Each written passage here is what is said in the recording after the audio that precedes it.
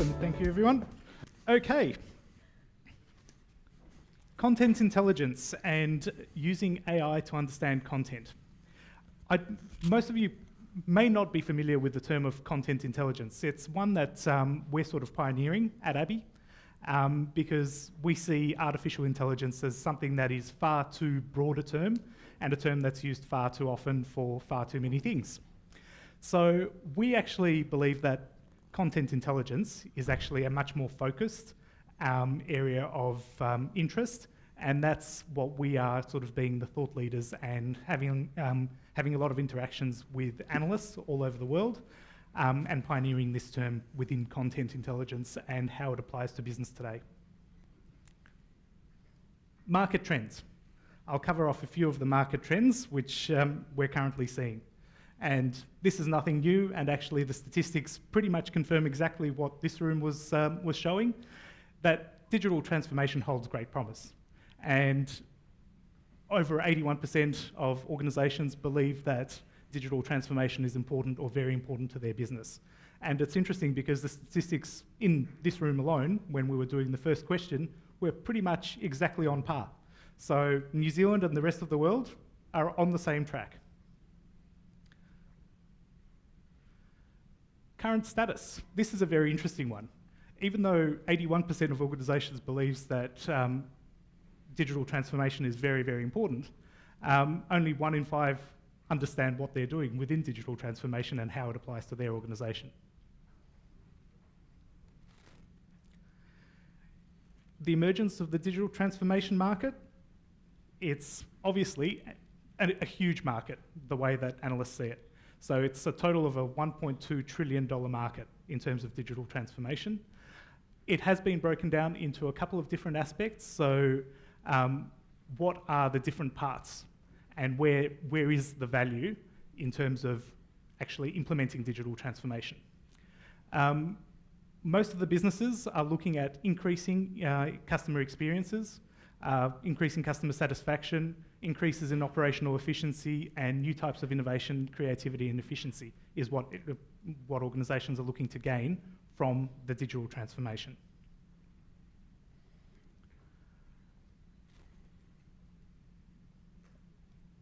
Reshaping the modern enterprise. So when we look at digital transformation, it's something that affects every part of a business. And it can actually radically transform how the business operates. And what's interesting is that it follows a sort of circular path and a continuous improvement path, whether you're talking about customer experience, product and service innovation, distribution, sales and marketing of those products, digital fulfillment, risk optimization, and enhanced control.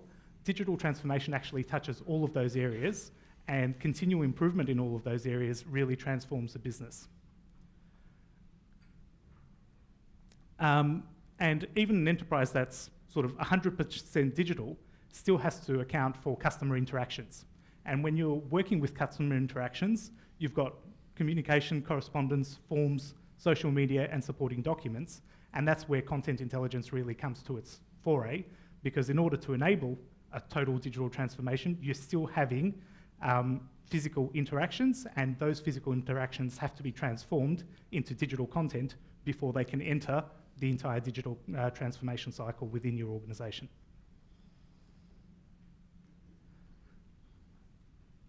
This is a very interesting statistic, and once again it uses an AI term which we don't like, and it's very broad, but by 2021, 75% of commercial enterprise apps will use AI. It doesn't give a definition of what AI is, but that's just an interesting statistic. Today, there's been obviously a lot of discussions about RPA and emergence of RPA. This is very, very simplistic, and there's been more depth already covered. What is driving RPA?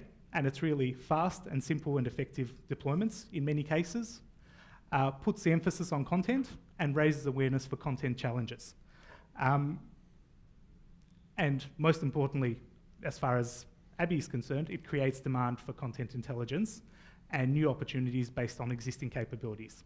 So where ABBYY has been focusing is actually creating easily consumable content intelligence delivery into the RPA processes. Something that I won't be covering in much depth today, but it's something that we have been heavily engaged on, and that's actually creating skills and the concept of skills for robots. And by skills, I'm talking anything from simple skills like simple OCR to more complex skills like classification or data extraction, and then combining all of those into more advanced skills and more specific skills like invoice processing or forms processing or anything else that can be a combined skill. And what we're doing is actually making it very easy for organizations and RPA platforms and BPM platforms to consume those skills and create intelligent robots or robots that have cognitive skills in order similar to what humans would have. And I'm not talking about being able to make decisions, but being able to automate repetitive tasks. And repetitive tasks with documents that don't have much structure or much ability to actually be digitally transformed easily or utilize that data. Why are organizations investing into RPA? Well, it's quite simple, and these statistics are once again very similar to what's been shown. And as a subset of cubicle employment, it's expected that by 2021, the RPA market alone will be $2.9 billion, which is quite significant, obviously. And one of the key things here, as we've already spoken about, is really increased capacity, because all of us are being more and more overwhelmed with the amount of data coming into organizations, the amount of documents, the amount of forms, the amount of customer interactions. And how do you, in this digital world, how do you make sense of all of this data that's being thrown at us?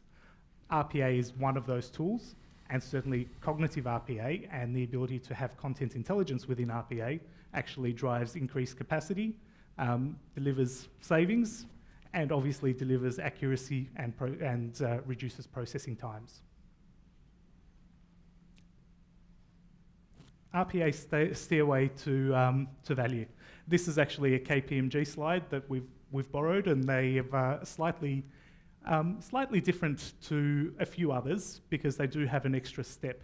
So you've got the basic robotic process automation, where we're talking about macro-based applets, screen scraping, data collection, workflow, vision type building, and so on. The next step is the enhanced process automation, where you're working with unstructured data.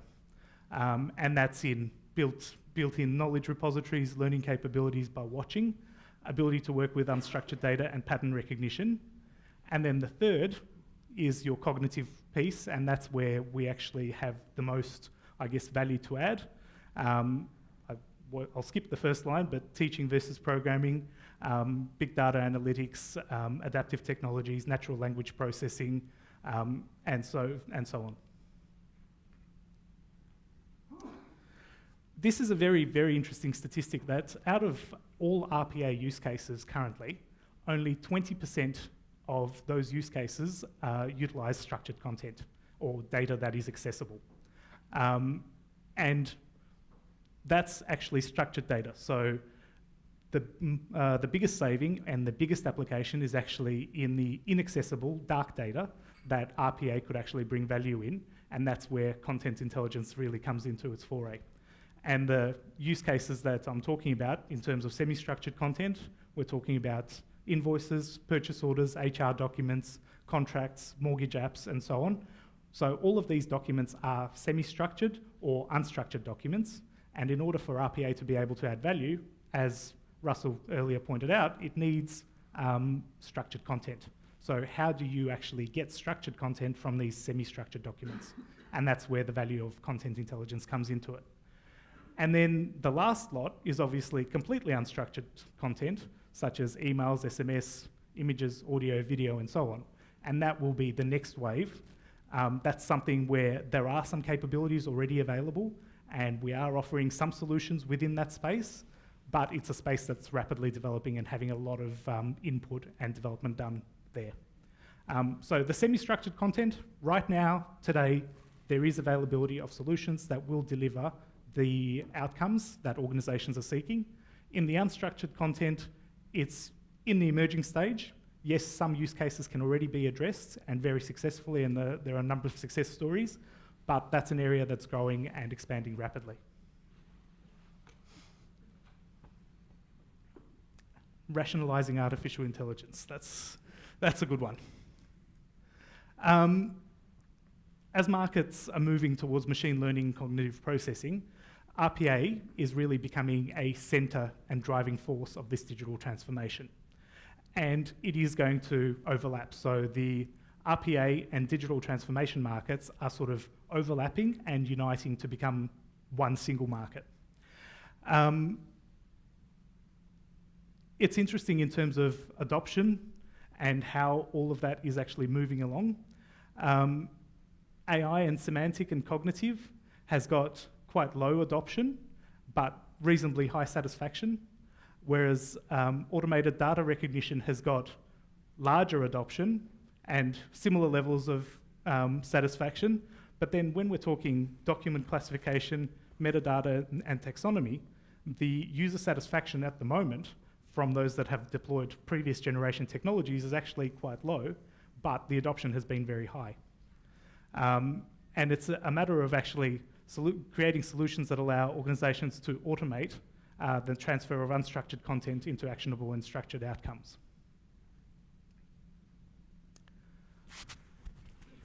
Content intelligence is AI applied to content. That's our new mantra, where, as I've already mentioned, we are going to the market and being the thought leaders in creating this new subsection of AI, which we're calling content intelligence. Organisations are trying to understand what AI means to their business, and it can mean many, many different things, especially when we add in new and upcoming technologies in those 10 sectors that Professor Wilcox was talking about earlier, while searching for solutions to make content structured and actionable. So for us, it's all about content intelligence and actually getting structured and actionable data out of the content that your organisation already holds, or new content that's coming into the organisation, and how do you work with it effectively. Tying everything together. So RPA plus content intelligence in our world equals digital transformation. So when you combine the two technologies or the two platforms, that's where you're actually going to receive the greatest value, and you'll be able to address the most number of different use cases within the organisation. As I mentioned in one of the previous slides, only 20% of current RPA use cases are purely dealing with structured data. So there are 80% of other use cases, and interestingly, Carol actually pointed out that that's the next step on your journey, looking at some of the processes that require that content intelligence. And that's actually a much greater application, and usually a much more labour-intensive and time-intensive process within organisations. So there are significant savings in both time and delivery capability that can be achieved if you look at the content intelligence part as part of your RPA and digital transformation. This statistic from Forrester I don't particularly like, because we've all heard that there are many, many jobs created, but this is what Forrester believes, that in 2018, RPA-based digital workers will replace or augment 311,000 office positions and 260,000 sales jobs. In terms of augmentation, that's actually a very interesting one, and I think in RPA, augmented RPA, Japan is probably leading the way because they do have a very, very significant skills shortage because of their low birth rates. And interestingly enough, in Japan, most people that have never lived in Japan believe Japan is really technologically advanced and really a long way beyond what most other countries are.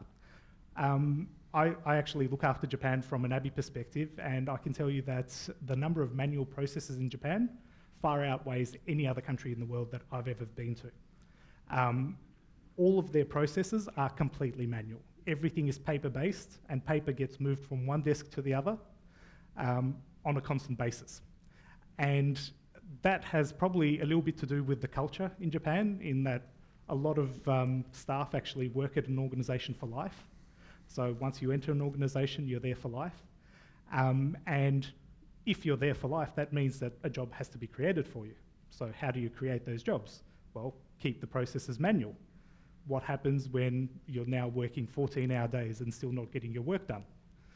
That's a bit of a challenge. And what happens when you're low birth rates and you don't have enough people, and completely closed off migration policies where you're not letting any foreigners in? What happens? How do you continue to deliver the outcomes when you've got very manual processes, a lack of staff, and major challenges? So they're actually probably leading the world in augmented RPA, and that is they'll actually have, in many cases, a person sitting at a computer and another computer with a robot, desktop robot, and they'll be working side by side to deliver the outcomes that they need to deliver. So you'll find that when they're talking about really large deployments of 10,000 or 20,000 or 30,000 robots, it's usually within Japanese organizations where they're all sitting side by side with a robot. The robot might be doing a very menial task, might be, a macro on steroids, but it's still a robot. It's still a process that's helping them automate and extend their capability of that person and what they can deliver.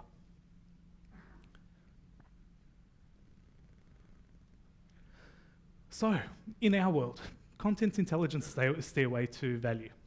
So, obviously, the first step is digitizing the content, because unless it's digitized, you can't action it. The next step is converting that content into a format that's usable.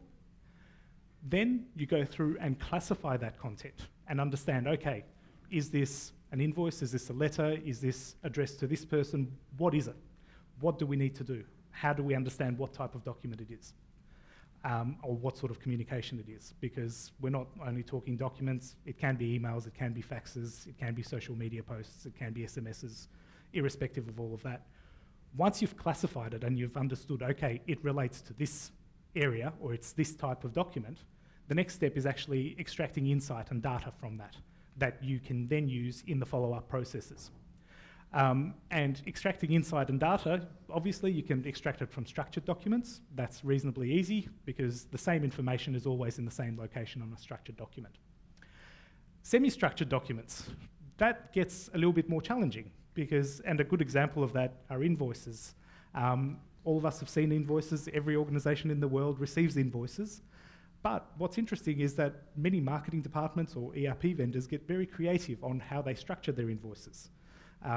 Your GST code could be anywhere on the page, your totals could be all over the place, your line items, and all the other relevant information could be anywhere depending on who that supplier is. So how do you, our semi-structured approach to content intelligence is being able to still extract all of that data and make it usable for your follow-on processes, be it RPA, be it workflow and approvals processes, or be it just publication into your systems of record. The next and even more challenging part comes with unstructured documents. So contracts. We've all seen them, we've all read them. How easy is it to find the information that you're actually looking for in the contract? It can be extremely challenging. What we've managed to do with the technologies is actually, and there are some very interesting technologies being utilised like NLP, like NER, which most people wouldn't have heard of, but named entity extraction, that can be used to actually find the entities that are either side of the contract and what the obligations between the entities are, both financial and deliverables, and all of that can be configured and automated to extract that data to then follow on in the processes. And obviously unstructured communications where there's absolutely no structure and you don't know whether there'll be an entity or there won't be an entity, whether there'll be a number, what it'll be. So that's something that is following into that. And within all of those offerings, we have our machine learning backbone that actually constantly learns and improves those capabilities and what can be delivered as your outcome.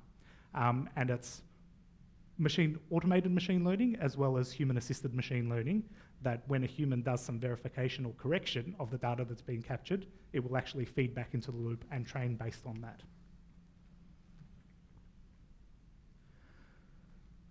That's pretty much what I've just been speaking about. I should have skipped this to the next slide. So extracting insight and data. And as I mentioned, named entities, sentiment, intent, topic, relationship mapping, all of those wonderful things that give you structure and understanding of the document and give you all of the content that you require in order to actually be able to action it effectively.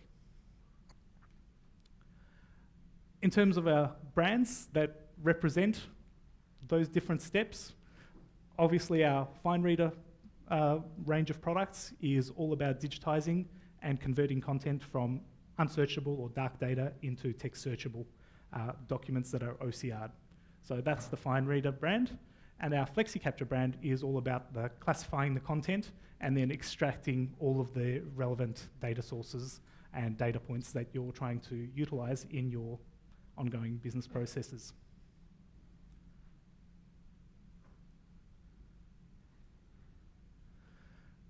So our content intelligence really complements RPA and the whole digital transformation approach.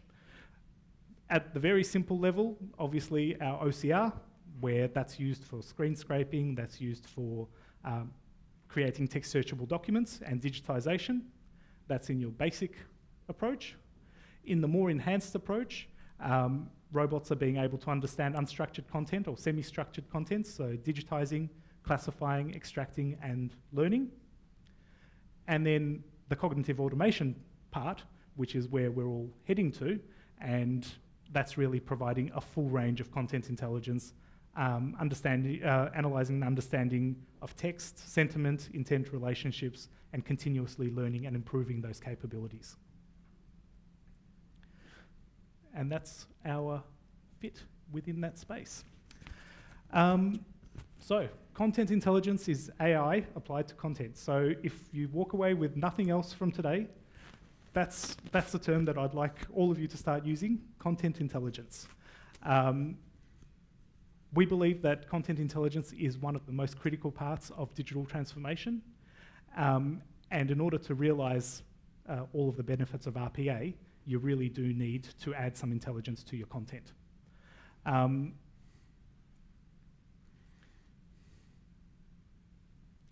And there are, obviously, as we've heard from the previous speakers, many, many benefits of automating all of the different business processes and actually getting that intelligence out of your business processes.